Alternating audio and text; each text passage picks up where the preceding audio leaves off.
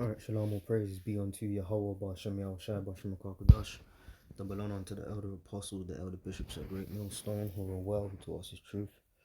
Salutes unto the sincere, okay, pushing the word in truth and in sincerity. Now, what I want to do here is pretty much going to talk about this video that's up on YouTube.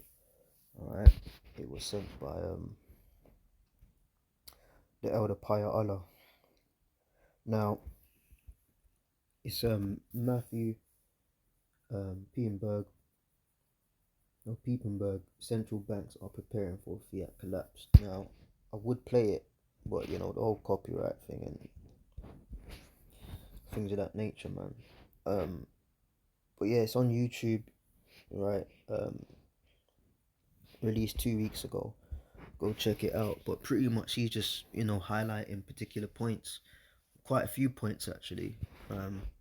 What happens when you try and trade oil outside of the US dollar, mention Gaddafi and others, how the banks are preparing for the collapse and all of that. How things were when, the gold standard was about, the negative impacts of coming off of that and, essentially just being able to print money as you go and the immense debt that the United States of America is in. And pretty much it's a failed system, which has now led to the point where we're at, where it's actually going to be a force engineered crash, and hence why preparations are being made.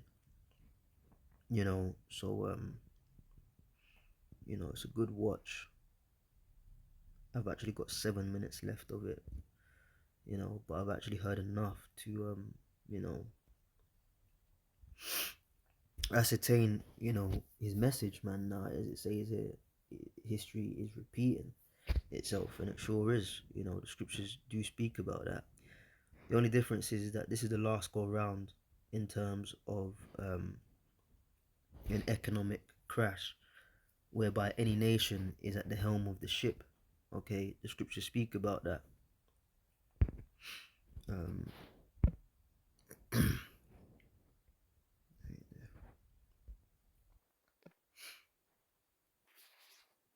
Let's go to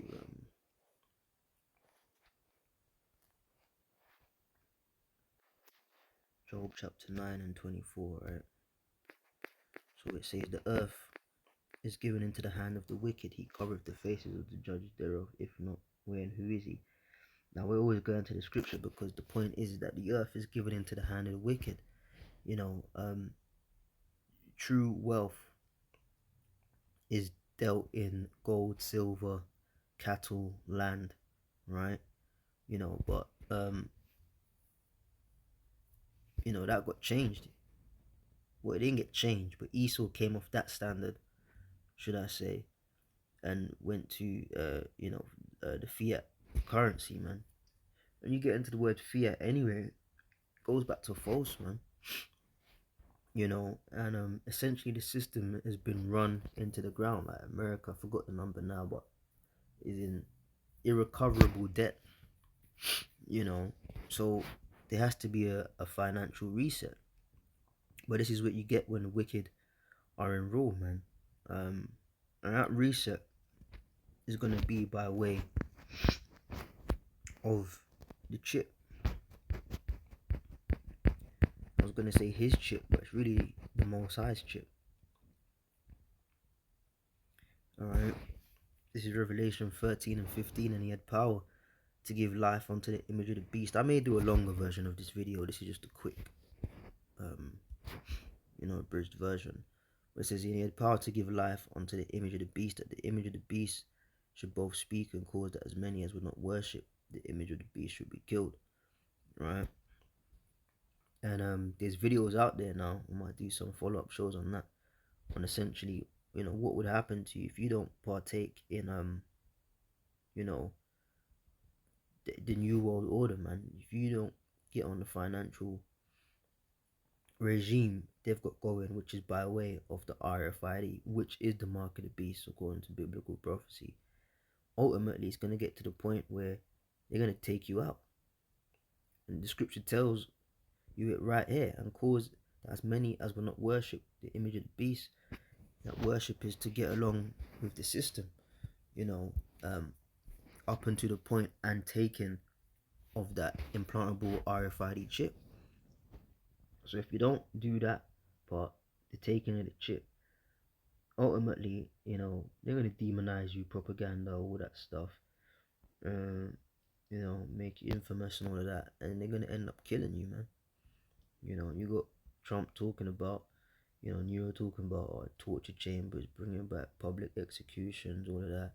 You can see where it's all leading. It's all to push, this financial reset. Okay, and here's the verse in verse 16, Revelation chapter 13 and 16, and he calls it for all, both small and great, rich and poor, free and bond, to receive a mark in their right hand or in their foreheads, man.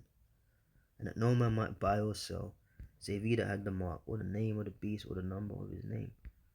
Okay, and we've done this a million times, and we'll keep doing it until the prophecy is fulfilled, which is not very far off. But you go into that word mark.